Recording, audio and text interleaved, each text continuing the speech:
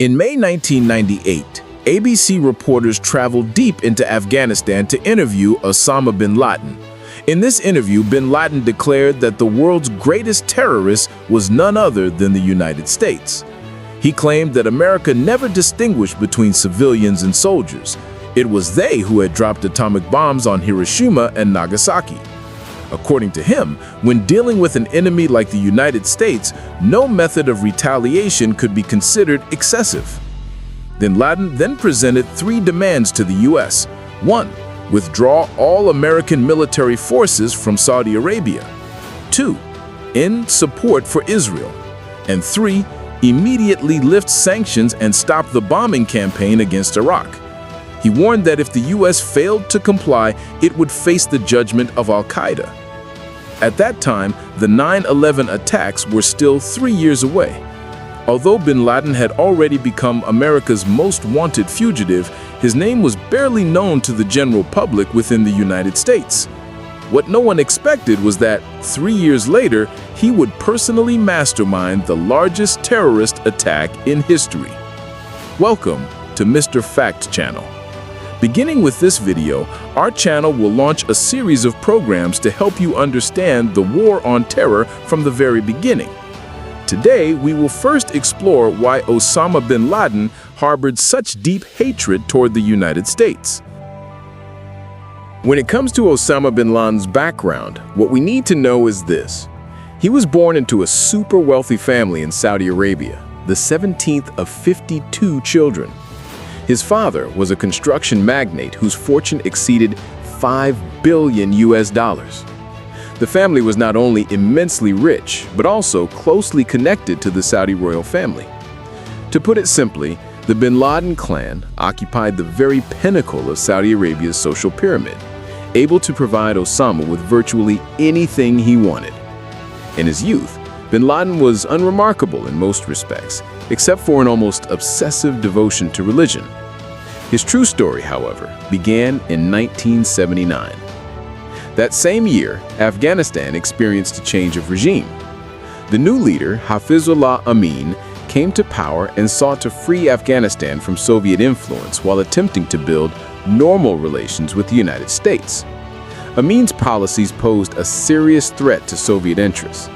Determined to eliminate him and install a more compliant regime, the Soviet Union launched a full-scale invasion of Afghanistan in December 1979. The first wave of Soviet troops alone numbered over 80,000, equipped with large numbers of tanks and attack helicopters. Under the crushing advance of the Soviet war machine, Afghanistan's key regions fell within a week. What followed was a decades-long guerrilla war between Soviet forces, the new pro-Moscow government, anti-government insurgents, and Muslim Mujahideen fighters. In mosques across Afghanistan, religious leaders called on the people to join the jihad. They declared it to be the only way to free their nation from Soviet occupation. At its core, jihad was framed as the struggle of Muslims against oppression, tyranny, dictatorship, and any attempt to conquer Muslim lands. Most of these jihad fighters were devout Afghans, but they were soon joined by believers from across the Muslim world. Among them was Osama bin Laden. At the time, bin Laden had just graduated from university. When he learned of the events in Afghanistan, he immediately set out for the front lines.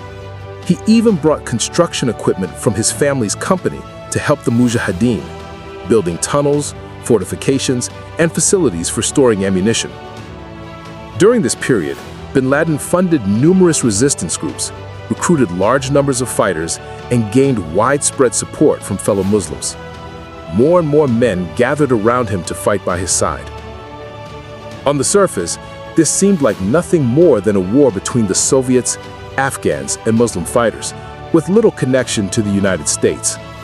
But beneath the surface, powerful currents were already beginning to stir. For most Americans at the time, the word Afghanistan meant nothing. They had never even heard the name, let alone knew where it was on a map. The Soviet Union was waging a war on the other side of the world, but for the US government, this was a once-in-a-lifetime opportunity. Since the beginning of the Cold War in 1948, The rivalry between Washington and Moscow had never ceased. During the Vietnam War, the Soviets had quietly funneled weapons, supplies, and resources to North Vietnam, sustaining the Viet Cong in a conflict that dragged on for more than a decade and eventually forced the United States into a humiliating withdrawal.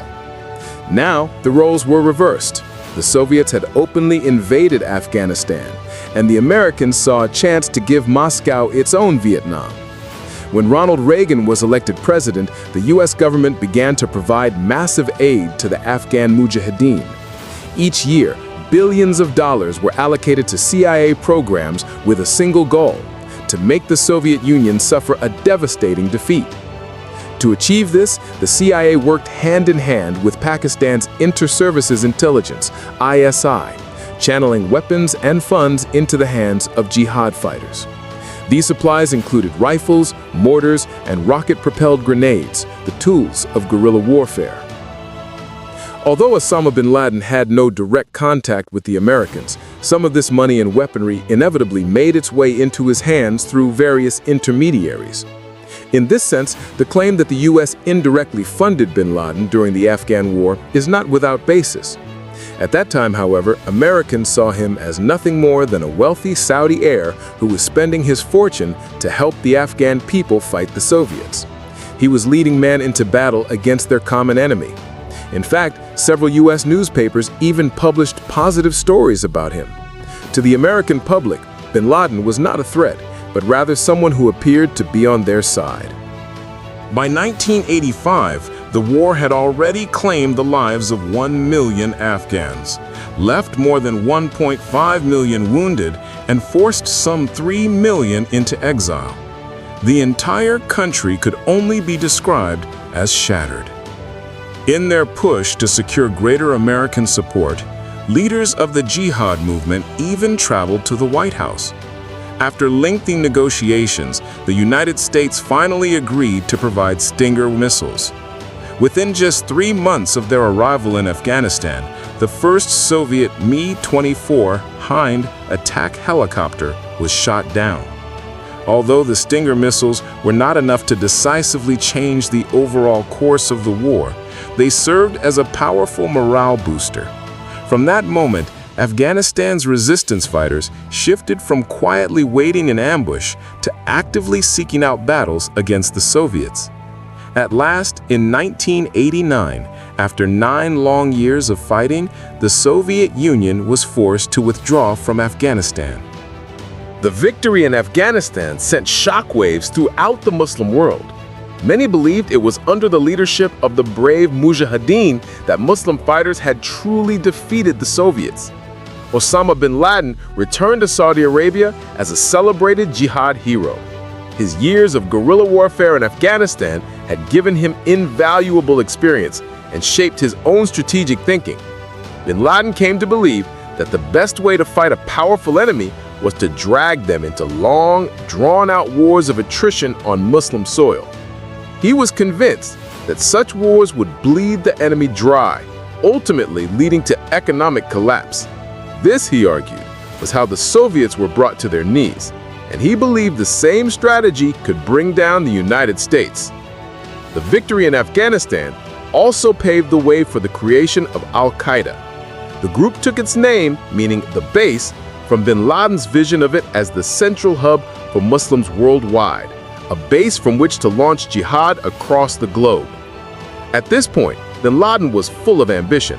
He sought nothing less than to reshape the political order of the Middle East and drive Western influence out of Muslim lands. The United States, in his eyes, was the greatest obstacle. Still, although he deeply opposed America's presence in the Muslim world and its support for Israel, this alone was not yet enough to fuel his deepest hatred. That hatred would truly take root 2 years later during the Gulf War. In August 1990, Iraq launched a full-scale invasion of Kuwait. Within less than 12 hours, Iraqi forces had taken control of most of the country. Yet Saddam Hussein's ambitions did not appear to stop there. He massed troops along the Kuwaiti-Saudi border, signaling a possible advance into Saudi Arabia. To guard against this threat, The United States offered military assistance. U.S. Defense Secretary Dick Cheney flew to Riyadh to meet with King Fahd of Saudi Arabia. After little hesitation, the king accepted America's offer. Osama bin Laden was furious when he learned of this. He immediately sought an audience with King Fahd and Defense Minister Prince Sultan, urging them not to rely on the United States or on any non-Muslim country for protection. Bin Laden reminded them that since the Crusades, no foreign soldiers had set foot on the sacred soil of Islam, and allowing American troops to be stationed there would be nothing less than a desecration. As an alternative, he offered to deploy his own fighters to defend Saudi Arabia to the death. But the reality was clear. Bin Laden's small militia was no match for Saddam's elite Republican Guard. The Saudi royal family ignored his proposal and instead welcomed American, British, French, and other foreign forces into the kingdom.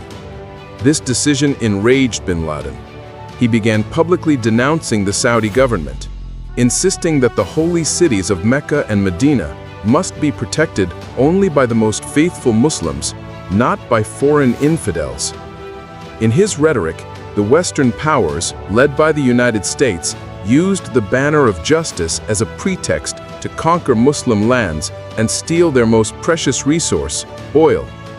At the same time, bin Laden grew increasingly vocal in his criticism of the Saudi Arabian stagnant monarchy. His attacks eventually led to house arrest, and in 1991, he was expelled from the kingdom.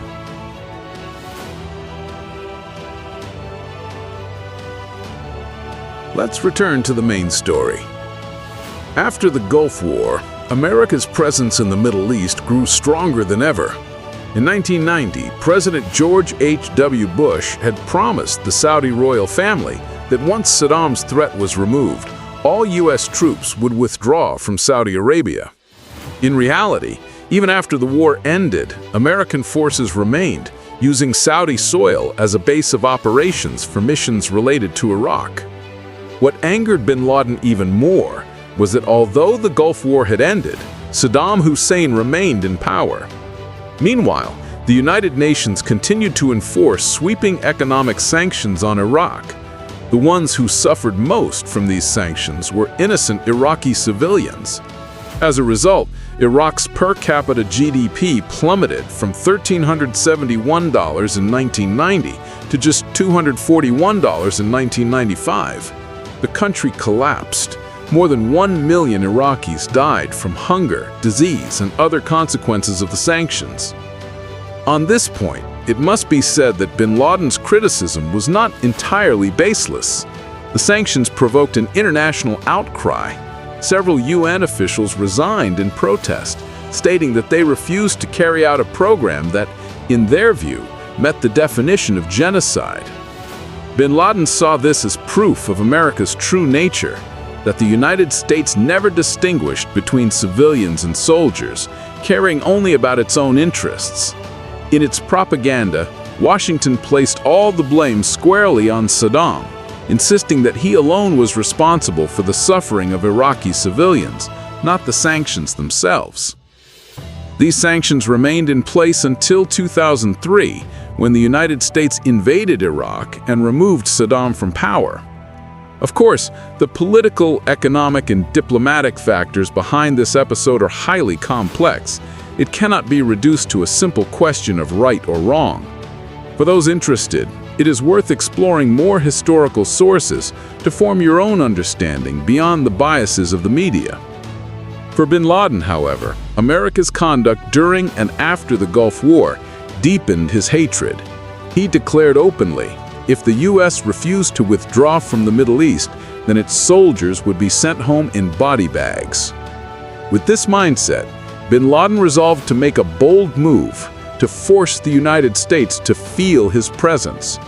After being expelled from Saudi Arabia, he relocated to Sudan, where he began systematically recruiting and training Muslim fighters in preparation for the terrorist operations to come. In 1992, a bomb exploded near a hotel housing U.S. troops in Yemen, killing 2 and injuring 7. This attack is considered the first strike by Al-Qaeda against American targets.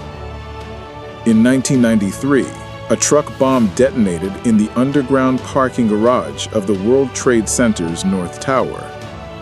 The blast caused several floors of the building to collapse, killing 6 people and injuring thousands. The attackers had originally intended to destroy the North Tower's foundations, hoping it would topple into the South Tower and bring down both skyscrapers. Although subsequent investigations revealed no direct link between Osama bin Laden's Al-Qaeda and the World Trade Center bombing, it is widely believed that the idea for the 9/11 attacks was, in part, inspired by this incident. In 1995, a truck bomb exploded near a U.S. Air Force barracks in Saudi Arabia, killing 19 American servicemen.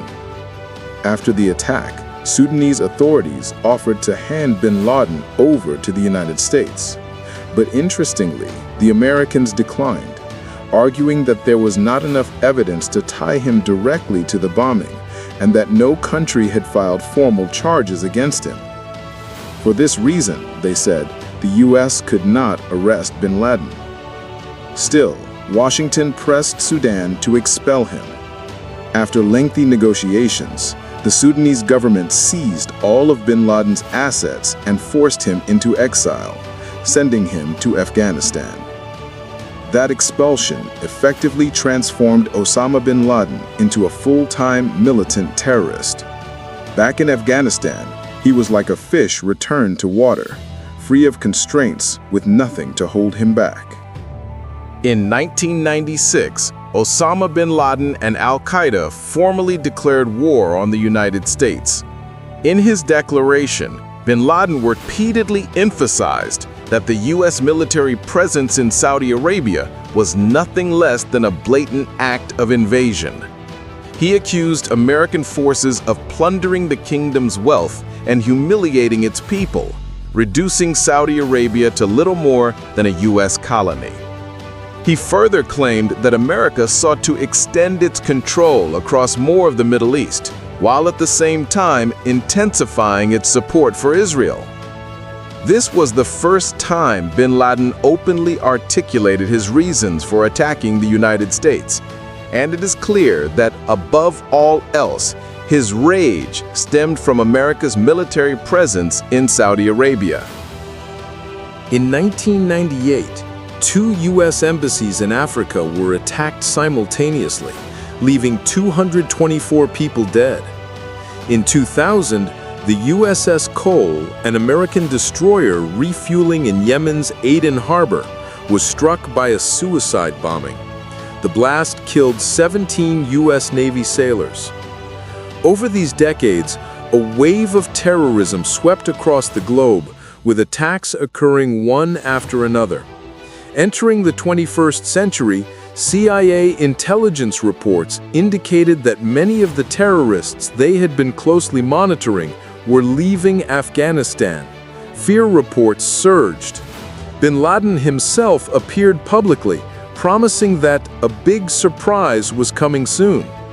All of this culminated on September 11, 2001, when the deadliest terrorist attack in history was carried out, an event that triggered a global war on terror lasting 2 full decades. Okay, that's all for today's video. If you enjoyed it, don't forget to like, comment, and share. If this video reaches over 20,000 likes, we'll immediately update with the next episode, uncovering the truth behind 9/11 in part 2 of our series on the War on Terror.